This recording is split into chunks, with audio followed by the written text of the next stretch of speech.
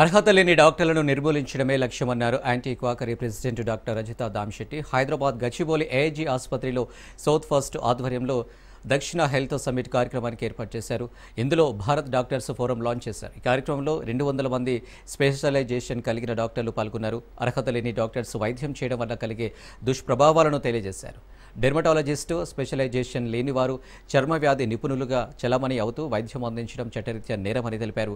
ప్రజలు ట్రీట్మెంట్ కోసం చర్మ వ్యాధి నిపుణులను మాత్రమే సంప్రదించాలని, ఆన్లైన్ ట్రీట్మెంట్లు, యూట్యూబ్ అడ్వర్టైజ్మెంట్లు చూసి మోసపోద్దని సూచించారు.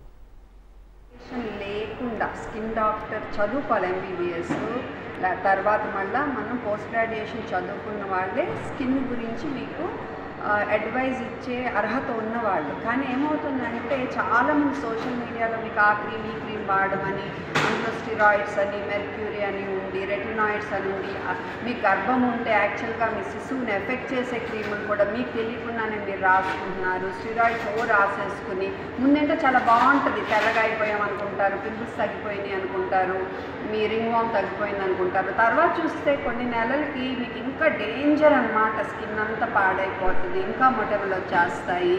ఈ స్టిరాయిడ్ ఎక్కువ వాడేస్తే మీ బాడీలోకి వెళ్ళిపోయి మీ బాడీ ఎంత అలవాటు పడిపోద్ది అంటే సడన్గా మీ క్రీమ్ ఆపేస్తే యాడిసోనియన్ క్రైసిస్ అని మీరు షాక్లోకి వెళ్ళిపోయి కోమాలోకి కూడా వెళ్ళిపోతారు. అంత దారుణంగా ఉంది పరిస్థితి. కాబట్టి మీరు స్కిన్ డాక్టర్ని చూస్ చేసుకునే ముందు వాళ్ళకి డిగ్రీ ఉందా లేదా చూసుకోండి. అండ్ తర్వాత వాళ్ళు చూపించిన దాంతో మాట్లాడి మరీ సెలెక్ట్ చేసుకోండి. అది ఇంపార్టెంట్.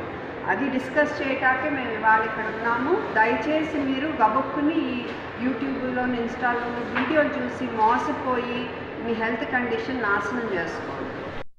ఈరోజు ఇక్కడ ఏషియన్ ఇన్స్టిట్యూట్ ఆఫ్ గ్యాస్ట్రోఎంట్రాలజీ గచ్చిబౌలిలో దక్షిణ్ హెల్త్ సమ్మిట్ 2.0 జరగడం అయింది.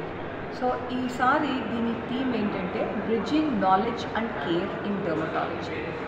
సౌత్ ఫస్ట్ అని ఒక మీడియా హౌస్ హెల్ప్ తోటి మేము ఒక group of dermatologist anti quackery and topical steroid abuse మీద అవేర్నెస్ కోసం ఇది చేసాం.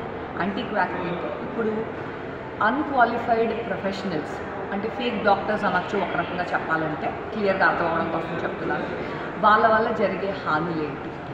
ఇప్పుడు ఈ స్టీరాయిడ్ క్రీమ్స్ అనేవి అసలు స్టీరాయిడ్ అని తెలియకుండా అన్లేబుల్డ్ క్రీమ్స్ కావచ్చు, లేక దానికి ఫంగల్ ఇన్ఫెక్షన్ కోసమో ఎక్కడో ఏదో ఇచ్చింగ్ వస్తే మామూలు మెడికల్ స్టోర్కి వెళ్ళి తీసేసుకోవడం వల్ల మనకే కాదు, మన కమ్యూనిటీకే కాదు, ఇది దేశ విదేశాలు కొన్ని ఆర్గానిజమ్స్ వ్యాపించి మా కొలీగ్ బంగ్లాదేశ్ అండ్ నేపాల్ నుంచి కూడా ఆన్లైన్ వాళ్ళు కొలాబరేట్ చేసి ఈరోజు ఆ డిస్కషన్స్ అయినాయి.